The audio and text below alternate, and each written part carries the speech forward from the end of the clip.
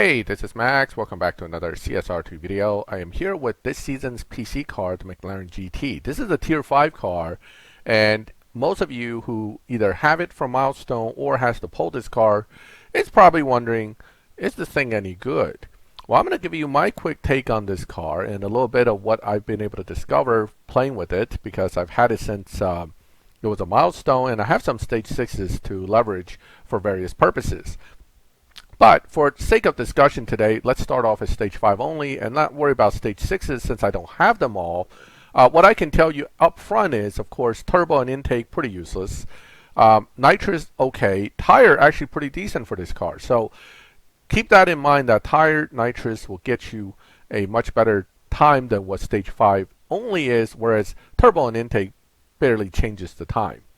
So that leaves trans and body and engine, and I suspect body probably does quite a bit, and engine and trans probably on par. If one or the other might be better though. So first things first. So I tweaked the car as Stage 5 only to basically the best points possible. This car likes grip, so it is a 0-100 tire setup.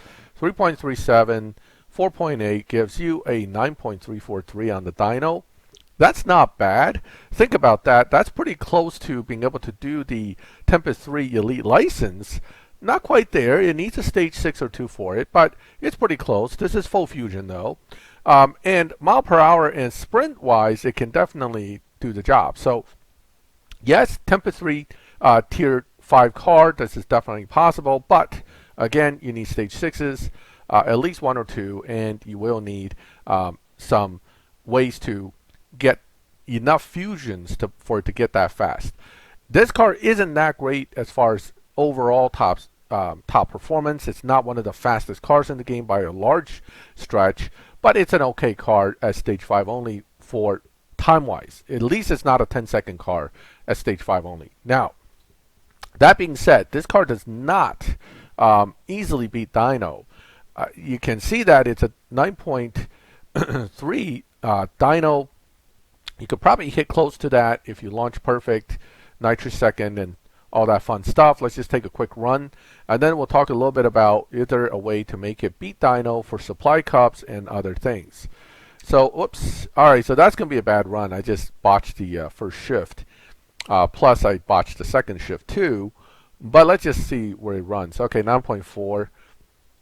So if you don't drive it well, you're going to have about a tenth slower. Okay. If you drive it perfectly, getting that perfect launch and not doing what I just did on the shifts, you should be able to hit close to Dyno. However, this car does not outright beat Dyno. It's just not one of those cars that do that. Now, the typical way to try to see if a car will automatically beat Dyno is do something like this and watch how much of a change you get in the points here. Unfortunately, it's very little.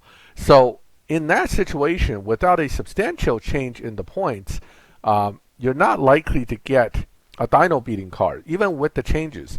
Sure, you'll get a 0 RPM drop, or you can try to launch it without it, but the point change is so little that it doesn't significantly change the way the car performs, and therefore does not make supply cup or anything easier. You're still looking at basically the same difficulty as before. There are many McLarens in the game, and this one isn't the one you have to rely on to do the cup for most players, but if you're a new player, this is your first T5 McLaren, or your first McLaren period, obviously you're going to want to use this for the supply cups, and you're going to want to know if you can make it through easy somehow. So here's a 0 RPM drop. It doesn't really affect greatly the way this car runs. It'll still get that slower dyno, basically, which is kind of expected.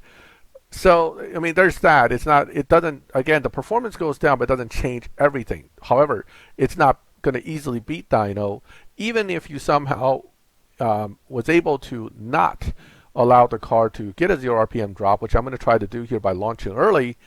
It's still not going to substantially beat Dyno because it's not really a translatable dyno beating setup. Okay, so again, we kind of run through the gears here. You're riding out fifth, and let's see what we ran. It may be a little bit better than the last run, but it probably isn't going to be substantially dyno beating a little bit. 9.479 on a 9.512 really is nothing to write home about. Okay, so now what? I want to beat dyno by more. So can we do that?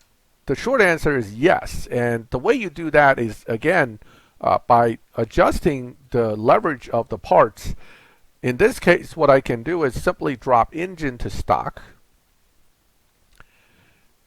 Okay, and that makes a big change. Now, is that change from losing all these fusions, or is that change from actually now being able to beat dyno? Let's find out.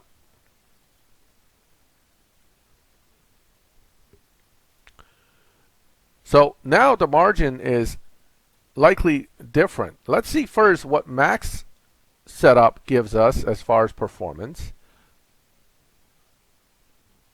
Okay, we can hit somewhere around 1682. That's a 9.8. Doing the same thing as before is now 10.2. That's a 0.4 difference. What you want to do is you want to watch that top speed. So at 9.8, let's go back to 9.8. This is part of tuning. I know this is complicated. I might be going over your head, but just bear with me here. 281 is what it can do, for example, near the optimal performance, okay, right here, 284.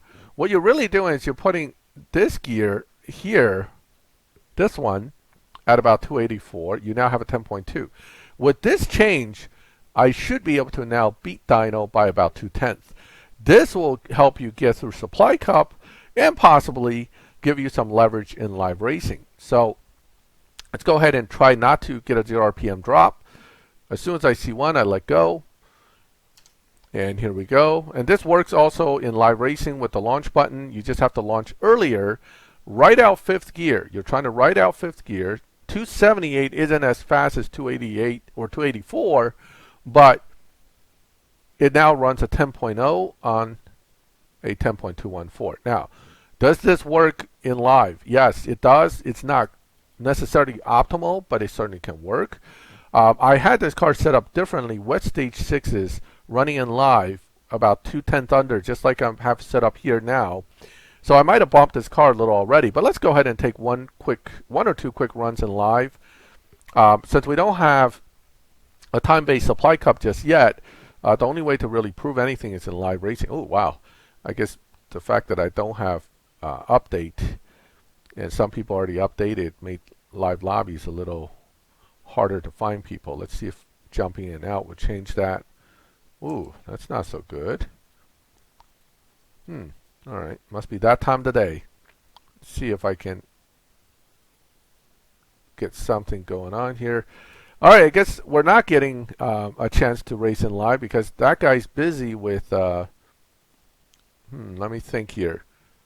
That guy is busy probably with bots, whereas I'm not seeing any bots, and therefore I'm stuck. I mean, oh, here we go. Ooh, that's not a car I would necessarily want to race with this car, simply because this car beats dyno naturally and it lobbies well. But you know what? We're already here. Let's take a loss and see what the lobby runs first. That's if he can accept my race at all. Oh, he did. All right.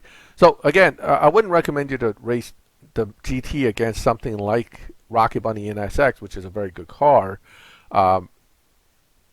But let's see. Maybe he won't know exactly how to shift it, and I can get lucky. So I certainly wouldn't want to push my car first race in a lobby. There's another point I want to make. You don't want to push it too hard first race, because there's a chance you're going to hurt yourself rather than help yourself, because it'll be almost an instant bump into a faster lobby. So here he comes, really fast.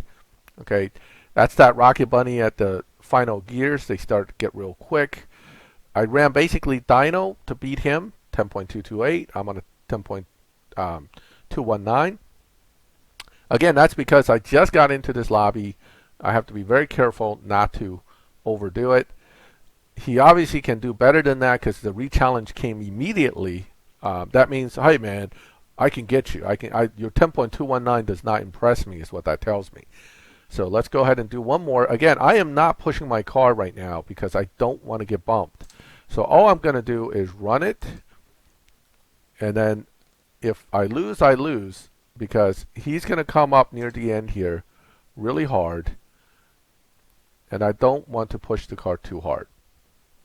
So that's probably going to be a 10.0 run out of that car. That's about right for the Rocket Bunny in the 10.2 lobby. It beats Dyno by about 2/10.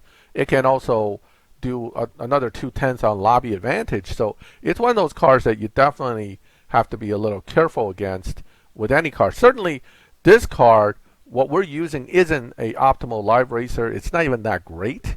But again, as you can see, I'm lobbied somewhere in the 10.2 lobby. I am able to run 10.0 if I push it. So again, this will allow you to get through supply cups, give you not a super live racer, but a viable possible live racer for a little bit. Again, I'm pushing it here where it's going to run like a 10.0, high 10.0 to 10.1 to beat that car. Not optimal, but doable. Okay. So that's it. I'm done here. I don't want to keep pushing this car. It's already been pushed a little bit through my other racing, and now it's going to be pushed even harder. But bottom line is, the Mclaren GT is not super bad when it comes to being able to be used in various type of events, including using this engine drop technique to at least beat Dyno enough to get through supply cups easily. You can use it a little bit in live, and if you get stage 6s, you can actually beat Harkness pretty easily with this car if you have enough fusions. So let's put this back. Let's put tire in, and I'll show you what that does to this car's performance. Again, this car likes tire, likes the grip. Okay, so with tire and with putting it to a closer to maxed setup, okay, for the Evo points,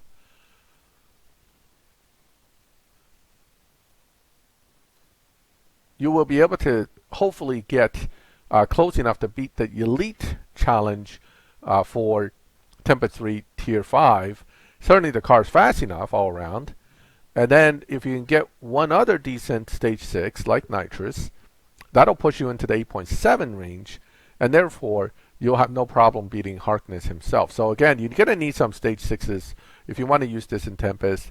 I don't think it's a bad car for Tempest 3 Tier 5 because it's both high top speed and fast sprint, which is exactly what you're going to be looking for in a car like this. Plus, it's pretty good at Stage 5 only, running basically a 9.4, 9.3s if you drive it perfectly, even without getting any Stage 6s. So it gets you close, and then it can definitely get you through with 2 decent Stage 6. So that is my quick overview of this car.